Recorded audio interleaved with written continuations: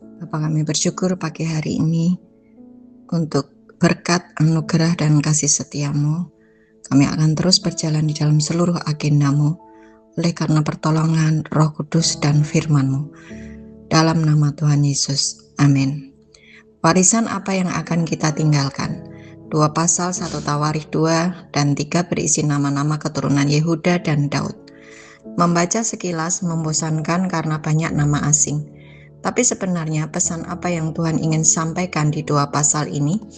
Nama kita itu dicatat Tuhan sekaligus apapun yang kita kerjakan. 2 Tawarikh 16 ayat 9, karena mata Tuhan menjelajah seluruh bumi untuk melimpahkan kekuatannya kepada mereka yang bersungguh hati terhadap Dia. Maleakhi 3 ayat 16-18, beginilah berbicara satu sama lain orang-orang yang takut akan Tuhan. Tuhan memperhatikan dan mendengarnya. Sebuah kitab peringatan ditulis di hadapannya bagi orang-orang yang takut akan Tuhan dan bagi orang-orang yang menghormati namanya. Mereka akan menjadi milik kesayanganku sendiri, firman Tuhan semesta alam. Pada hari yang kusiapkan, aku akan mengasihani mereka sama seperti seorang menyayangi anaknya yang melayani dia.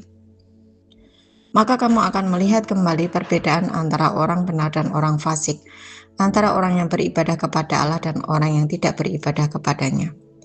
Jadi, ada rencana Tuhan yang harus digenapi lewat hidup kita. Apakah kita melakukan kehendak Tuhan atau hidup atas kehendak kita sendiri?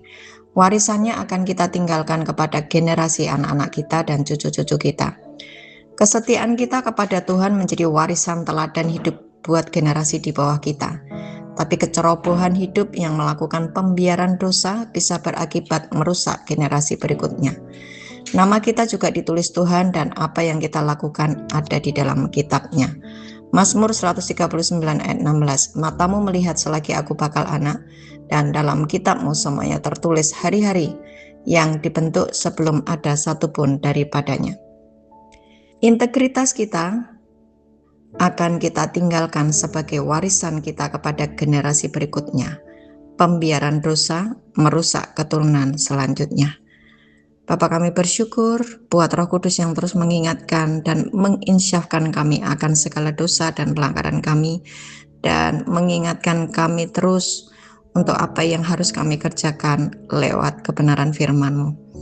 Dan biarlah Roh Kudus terus membongkar sikap hati kami yang salah, membongkar setiap dosa yang kami sembunyikan, dan biarlah hidup kami Tuhan berjalan seturut dengan kehendak-Mu, dan kami akan mewariskan integritas bagi generasi kami berikutnya di dalam nama Tuhan Yesus. Amin.